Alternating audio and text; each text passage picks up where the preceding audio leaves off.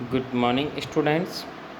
मैं कमलेश बिसिंधी आज आपके सामने फिर से हमारी सामाजिक विज्ञान पाठ्यपुस्तक के भूगोल भाग में से हमारा लेसन 13 जो कि भारत स्थान भूस्तरीय रचना और भूपृष्ठ का प्रथम भाग लेकर आपके सामने प्रस्तुत हुआ हूँ। इस वीडियो के अंदर हम इस पाठ का परिचय, भारत स्थान, आकार एवं विस्तार, भारत के पड़ोसी देश एवं भूस्तरीय संरचना के बारे में जानेंगे। तो चलिए लेसन को शुरू करते हैं। लेसन 13 भारत स्थान, भूस्तरीय रचना और भूपृष्ठ।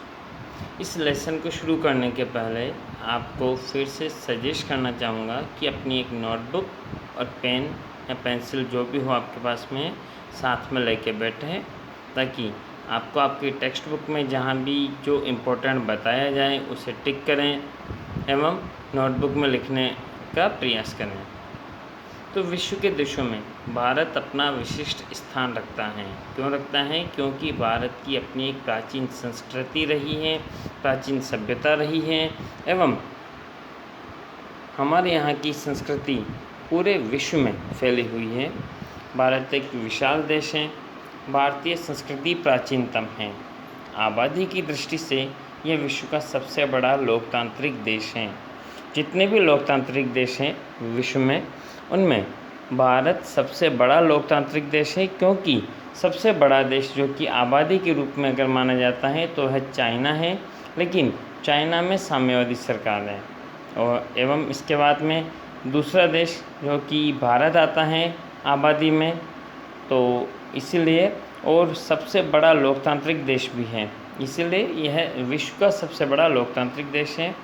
भारतीय संस्कृति की समन्वयकारी भावना ने किसी भी धर्म, जाति या प्रजा को छोड़ा नहीं है। हमारे देश के अंदर चाहे किसी भी धर्म के व्यक्ति ने, चाहे वह एक आक्रमणकारी के रूप में आया या वह एक शरणार्थी के रूप में भारत में आया, हमने उसे शरण दी है एवं उसे अपनाया है एवं बल्कि सबके लिए अपना द्वार खुला रखा है। यानी हमने किसी भी देश के नागरिक को हमारे यहाँ से निकाला नहीं, चाहे वह एक मुग़ल आक्रमणकर्ता हो या एज ए यूरोपियन आक्रमणकारी हो, उससे भी हमने भारत के अंदर शरण दी है एवं भारत के अंदर स्वागत किया है। इसी तरह सर्वधर्म, प्रजा और जाति के प्रति समभाव की भावना भारत की विशिष्ट लाक्षणिकता है। हमने पिछले अध्याय में पढ़ा कि हमारे भारत के जो सिविक्स के पहले अध्याय में पढ़ा था कि भारत एक धर्मनिरपेक्ष देश है। इसलिए हमने सभी धर्मों को समान महत्व दिया है एवं सभी जातियों के लोग यहाँ रहते हैं। तो यही भारत की एक विशिष्ट लाक्षणिक विशेषता है एवं इसीलिए भारत को संस्कृतियों का समन्वय कहा जाता है। इसलिए भारत में संस्कृतियों का समन्वय हुआ है। सारी संस्कृतियाँ, विश्व की जितनी भी संस्कृतियाँ हैं, वो सारी की सारी ही हमारे को भारत में देखने को मिल जाती है। प्राकृतिक और मानव सर्जित अनेक आपदाओं को झेलने के बाद भी भारत ने अपनी प्रगति और विकास अविरत ढंग से चालू रखा है। हमारे यहाँ पे जितनी भी प्राकृतिक आपदाएं आई, जैसे कि सुनामी आती है, भूकंप आता है, ज्वालामुखी विस्फोट होता है, या कोई भी अगर प्रचंड बाढ़ आती है, जो भी ये सारी प्राकृतिक हैं एवं मानव सर्जित। जैसे कि 1984 का आपको याद होगा कि भोपाल गैस कांड, आपने पहले सुना होगा, भोपाल गैस कांड एक मानव सर्जित है। इसी तरह से कहीं पर दंगे होते हैं, इनसे हमारी जो राष्ट्र की संपत्ति है उनको जो नुकसान पहुंचता है, उस नुकसान के बावजूद भी, उन सारी आपदाओं को झेलने के बाद भी भारत ने अपनी प्रगति और विकास अविरत यानी कि निरंतर ढंग से चालू रखा है एवं इसके उपरांत भी भारतीय संस्कृति के निर्माण और विकास में भौगोलिक परिस्थितियों ने भी महत्वपूर्ण योगदान दिया है। आज हमारे यहाँ की, क्योंकि हम जानते हैं कि भारत एक विशाल देश है, इसमें अनेक भौतिक रूप पाए जाते हैं। कहीं पे पहाड़ हैं, कहीं पे पर्वत हैं, कहीं पे मैदान हैं, कहीं पे समुद्र हैं। तो जैसे उत्तर के अंदर हिमालय पर्वत हैं, वह हमारे भारत की रक्षा करता है। एक तो ईस्ट कंट्रीज से, पूर्वी देशों से आने वाली ठंडी हवाओं से। इसी तरह से एक हमारी सीमा पे एक प्रहरी के रूप में खड़ा है। अगर हम नीचे दक्षिण में जाते हैं तो जो 2 समुद्र हैं एवं हमारा हिंद महासागर और अरब का सागर और बंगाल की खाड़ी, ये तीनों ही हमारे व्यापारिक समन्वय के लिए भी और इन्हीं समुद्री मार्गों के द्वारा हम विश्व के अनेक देशों से भी जुड़े हुए थे। इसीलिए भारत की जो भौगोलिक परिस्थितियां हैं उन्होंने भी हमारे देश के विकास को योगदान दिया है। अब अगर हम इस विश्व के मैप पे अगर भारत को देखते हैं तो भारत यहाँ पे देखिए हिंद महासागर हमारे भारत के दक्षिण में अवस्थित है एवं विश्व के जितने भी देश थे, हमने पहले अध्याय के अंदर पढ़ा था कि जब भारत के अंदर जो यूरोपीय देशों से जो व्यापार होता था वह इस समुद्री मार्ग के द्वारा होता था और आज भी होता है। चलिए अब हम भारत का आकार, विस्तार एवं इसके विश्व में स्थान के बारे में जानते हैं। तो भारत भौगोलिक दृष्टि से भारत उत्तरी गोलार्ध में स्थित है। आप ऊपर दर्शाए ग्लोब में देख सकते हैं कि ये 0 डिग्री के उत्तर में जो उत्तरी भाग आता है, उत्तरी गोलार्ध आता है। उत्तरी गोलार्ध में भारत की अवस्थिति है। ये एशिया खंड के दक्षिणी भाग में फैला हुआ है और जहाँ पे एशिया महाद्वीप आपको जो दिखाई दे रहा है, इसके ठीक दक्षिण में, सबसे दक्षिण में भारत एक अवस्थित देश है। भारत के मुख्य भूमिखंड का फैलाव 8 डिग्री 4 मिनट से 37 डिग्री 6 मिनट उत्तरी अक्षांश। आप जो ये डिग्री का साइन होता है 0 और फिर उसके ऊपर जो 4 लिखा हुआ है वहाँ पे कोमा दिया गया है, एपोस्ट्रोफ। इसे मिनट के नाम से जानते हैं और पढ़ते हैं। तो 8 डिग्री 4 मिनट से 37 डिग्री 6 मिनट उत्तरी अक्षांश और 68 डिग्री 7 मिनट से 97 डिग्री 25 पूर्वी देशांतर के बीच हैं। जब भी डिग्री के बाद में या किसी भी पॉइंट के बाद में जो संख्याएं पढ़ी जाती हैं उसे सिंगल संख्या के रूप में पढ़ा जाता है। इसीलिए 68 डिग्री 7 मिनट से 97 डिग्री 25 पूर्वी देशांतर के बीच स्थित हैं। आप इसे अंडरलाइन कर लीजिए। एवं ये पूर्वी देशांतर के बीच है। भारत के मध्य से कर्कवृत्त गुजरती हैं। यहाँ पे नीचे ऊपर देखिए ग्लोब के अंदर की जो 23.5 डिग्री पे, यहाँ पे आपको 20 डिग्री दे करके रखा है। 20 डिग्री के जस्ट ऊपर से देखिए कि जो 23.5 डिग्री एक काल्पनिक रेखा जो कर्क रेखा मानी जाती है, यह भारत को ठीक बीच में से विभाजित करती हुई निकलती है। वह देश को 2 भागों में विभाजित करती है। इसका उत्तरी भाग ज़्यादातर पूर्व पश्चिम दिशा में फैला हुआ है। यहाँ विशाल मैदान और हिमालय पर्वत श्रेणी है। इसके उत्तर के अंदर हिमालय पर्वत श्रेणी है एवं भारत का जितना भी मैदानी भाग है यह इसके उत्तरी भाग में ही अवस्थित है। कर्कवृत्त से दक्षिण की ओर स्थित क्षेत्र त्रिभुजाकार है, यानी कि एक 3 भुजाओं वाली आकृति के रूप में है। उसके दक्षिण की ओर सकड़ा होता जाता है। जैसे जैसे हम कर्क रेखा से नीचे दक्षिण की तरफ आते हैं तो भारत का आकार नीचे की तरफ काफ़ी सकड़ा होता जाता है, जो कि अंत में एक कोने के रूप में आ जाता है। यह मुख्य रूप से द्विकल्पीय प्रायद्वीपीय पठारी प्रदेश का भाग है, क्योंकि भारत के दक्षिणी भाग के तीनों ओर समुद्र हैं। एक तरफ अरब सागर, एक तरफ बंगाल की खाड़ी और एक तरफ हिंद महासागर। इसलिए जिसके 3 तरफ समुद्र का भाग घिरा हुआ होता है उसे हम प्रायद्वीप के नाम से जानते हैं। एवं इसका जो दक्षिणी भाग है वह पठारी भाग है, इसलिए प्रायद्वीपीय पठारी प्रदेश के नाम से इसे जाना जाता है, जिसमें पूर्वी तथा पश्चिमी किनारे के सकड़े मैदानों का समावेश होता है। चलिए अब हम इसका अक्षांश और देशांतर तो हम इसके पढ़ चुके हैं, अब इनका विस्तार देख लेते हैं। भारत देश का अक्षांशीय एवं देशांतरी विस्तार समान अर्थात 30 डिग्री है। हमने अभी ऊपर पढ़ा कि 8 डिग्री 4 मिनट से 37 डिग्री 6 मिनट, दोनों में लगभग 30 डिग्री अक्षांश का डिफरेंट आ रहा है। और ये जो डिफरेंट है यह हमारे भारत का उत्तरी विस्तार है। एवं इसी तरह से 68 डिग्री 7 मिनट से 97 डिग्री 25 मिनट का पूर्वी देशांतर है। 68 और 97 में भी लगभग 30 डिग्री का विस्तार है, परंतु वास्तविक रूप से लद्दाख से कन्याकुमारी तक की उत्तर दक्षिण लंबाई 3214 किलोमीटर है। इसके जस्ट नीचे वाले पेज में देखिए, यहाँ से लद्दाख जो कि भारत का सबसे ऊपरी भाग है और नीचे कन्याकुमारी, लद्दाख से कन्याकुमारी तक की जो लंबाई है वह 3214 किलोमीटर है, जबकि पूर्व से पश्चिम, पूर्व में अरुणाचल प्रदेश से लेकर के पश्चिम में गुजरात तक इसकी जो चौड़ाई है वह 2933 किलोमीटर है। ठीक है, सो इसके पश्चिम में गुजरात से पूर्व में अरुणाचल प्रदेश तक की चौड़ाई 2933 किलोमीटर है। देशांतरीय अंतर के कारण उसके पूर्व तथा पश्चिम में स्थित दूर के स्थलों के स्थानीय समय में लगभग 2 घंटे का अंतर है। अगर हम यहाँ पे देखते हैं कि ये 0 डिग्री से 0 डिग्री की जो मिलाने वाली रेखा है, जो कि आड़ी खींची हुई रेखा है, यह हमारी अक्षांशीय रेखा है, एवं ऊपर नॉर्थ पोल से उत्तरी ध्रुव से नीचे दक्षिणी ध्रुव को मिलाने वाली जितनी भी रेखाएं हैं, यह एज ए हमारी देशांतरीय रेखा हैं, जो कि हमारी समय निर्धारित करती है रेखाएं। इन्हें समय निर्धारित करने वाली रेखाएं माना जाता है। किन्हीं भी 2 देशांतरों के बीच में 4 मिनट का फ़र्क आ जाता है। अगर आप 68 डिग्री से 67 डिग्री पे जाएंगे तो 4 मिनट का फ़र्क आ जाता है।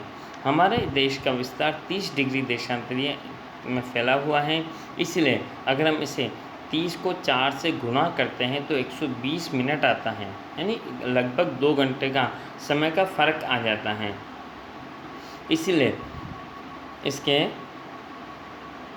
जब अरुणाचल प्रदेश के पूर्वी भाग में सूर्योदय होता है, जो हमारे देश के पूर्वी भाग में जब सूर्योदय होता है, उसी समय पश्चिमी गुजरात में रात अभी भी बाकी ही रहती है। इसलिए भारत की प्रामाणिक समय रेखा 82 डिग्री 30 मिनट पूर्वी देशांतर है, जो 5 राज्यों से गुजरती है। उसका स्थानीय समय ही भारत का प्रामाणिक समय माना जाता है, क्योंकि अब ये 30 डिग्री का जो फ़र्क है, यानी अरुणाचल प्रदेश में अगर सुबह के 5 बज रहे हैं तो उस समय गुजरात के अंदर 2 घंटे का फ़र्क आएगा। 5 बजे अगर अरुणाचल प्रदेश में सूर्योदय होता है और तब हम अगर मानते हैं कि अब सुबह हो चुकी है, तो गुजरात में 2 घंटे के बाद में सूर्योदय होगा। अगर उसके हिसाब से अगर हम हमारी घड़ियों को सेट करें तो पूरे देश के अंदर लगभग पूर्व से पश्चिम दिशा के कोने तक घड़ियों में 2 घंटे का डिफरेंट आ जाता है। इसलिए पूरे देश में एक ही प्रामाणिक समय मानने के लिए हमारे देश की एक भारतीय समय रेखा मानी गई है, जिसे कि इंडियन स्टैंडर्ड लाइन के नाम से जाना जाता है, जो कि 82 डिग्री 30 मिनट पूर्वी देशांतर है और यह भारत के 5 राज्यों से गुजरती है, एवं इसका स्थानीय समय ही पूरे भारत का स्थानीय समय माना जाता है। यह आपको नीचे वाले भाग के अंदर पूरे भारत का जो मैप दे करके रखा है, इसमें बीच में देखिए कि जो कर्कवृत्त है, जो कि भारत को 2 बराबर भागों के अंदर विभाजित करता है। पूर्व से पश्चिम तक की लंबाई 2933 किलोमीटर और उत्तर से दक्षिण तक की लंबाई 3214 किलोमीटर है। इसके इधर देखिए बंगाल की खाड़ी है सीधे हाथ की तरफ, और उल्टे हाथ की तरफ अरब सागर और नीचे हिंद महासागर। ठीक है, चलो अब हम इसके नीचे चलते हैं। भारत का कुल क्षेत्रफल 32.8 लाख वर्ग किलोमीटर है। जो भारत का क्षेत्रफल है वह 32.8 लाख वर्ग किलोमीटर है और क्षेत्रफल की दृष्टि से भारत का विश्व में 7वां स्थान है। इसके जो बाकी के 6 बड़े देश हैं वह हैं रूस, कनाडा, USA, चीन, ब्राज़ील और ऑस्ट्रेलिया। इसके बाद में 7वां स्थान हमारे भारत का आता है। इसलिए भारत का संपूर्ण भूभाग, विश्व के भूभाग क्षेत्रफल में केवल 2.42% भूमि रोकता है।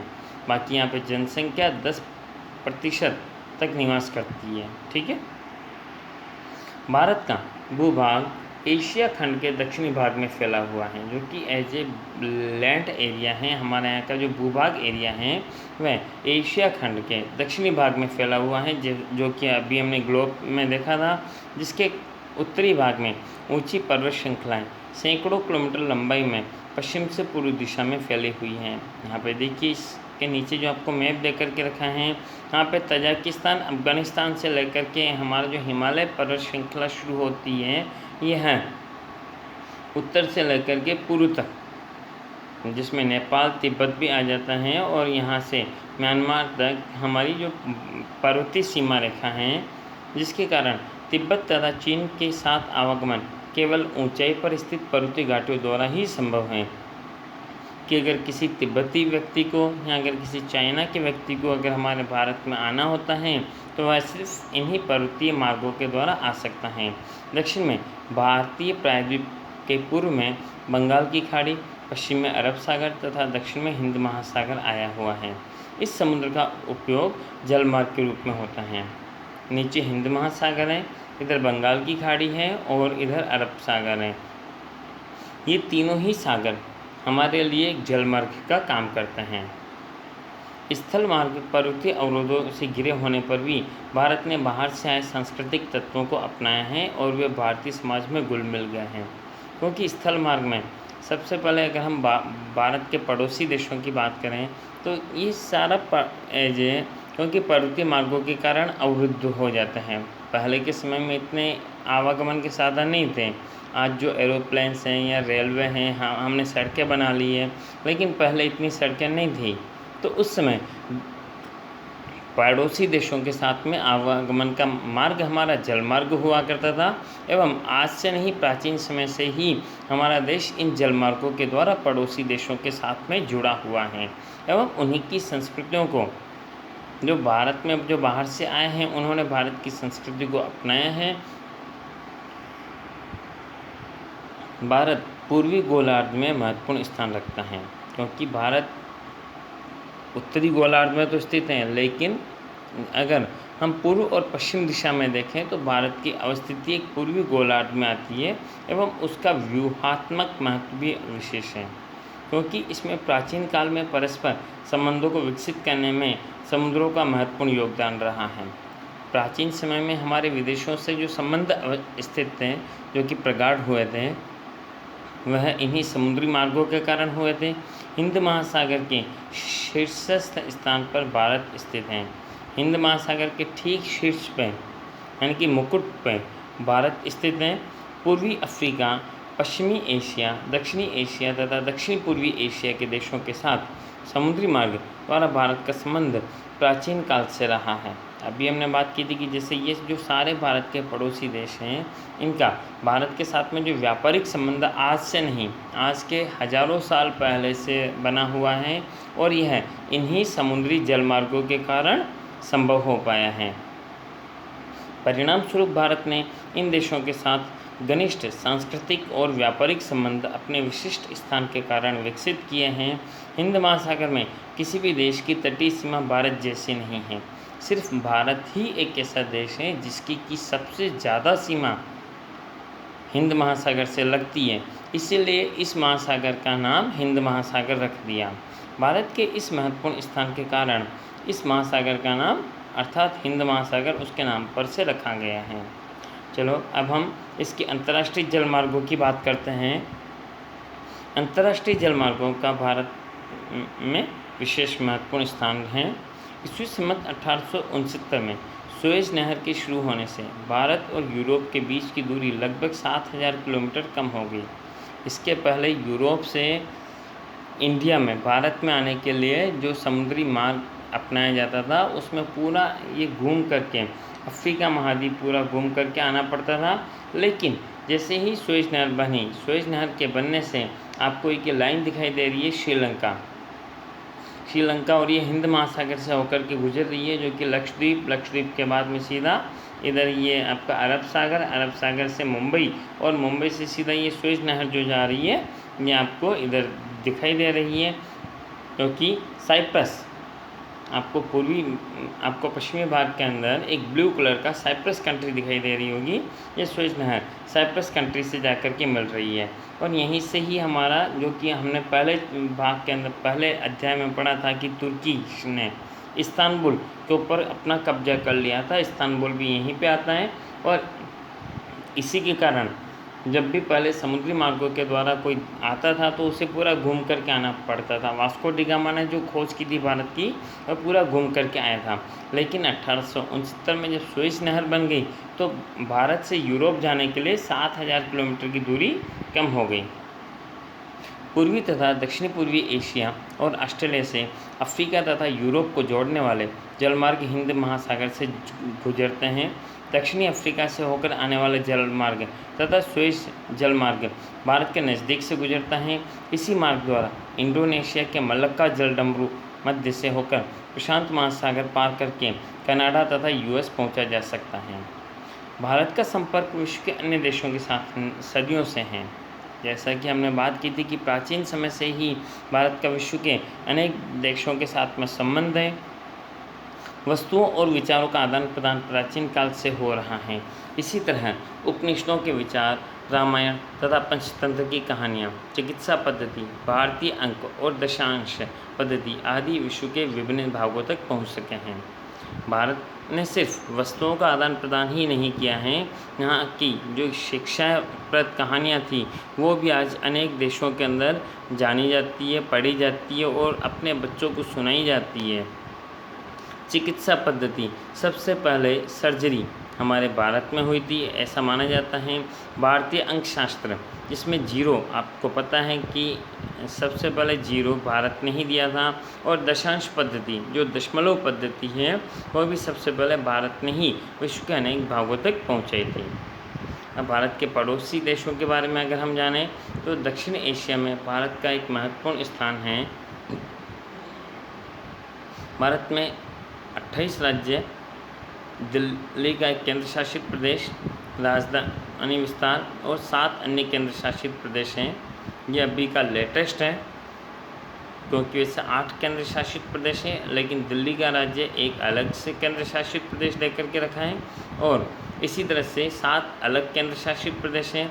2 जून 2014 को तेलंगाना अपने मातृ राज्य आंध्र प्रदेश में से बना एक नया राज्य था।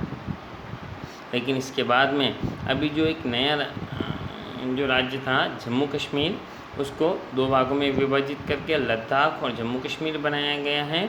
जम्मू और कश्मीर एक राज्य है और लद्दाख एक केंद्र शासित प्रदेश है।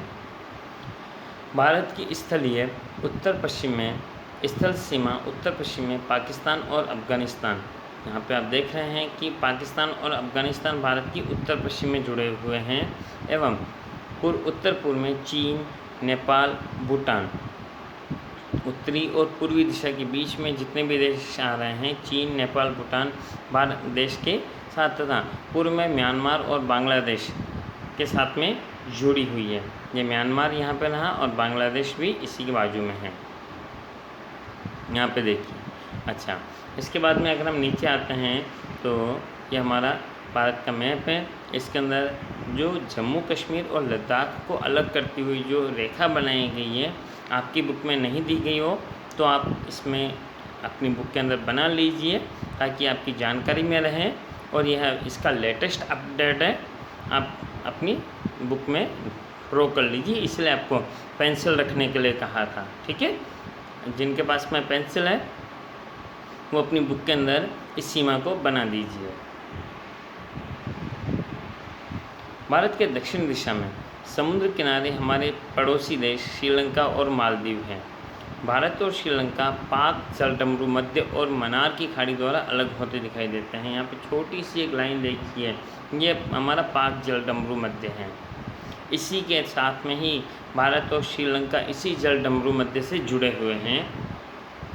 अरब सागर में लक्षद्वीप टापू आए हुए हैं, जबकि बंगाल की खाड़ी में अंडमान और निकोबार टापू स्थित हैं।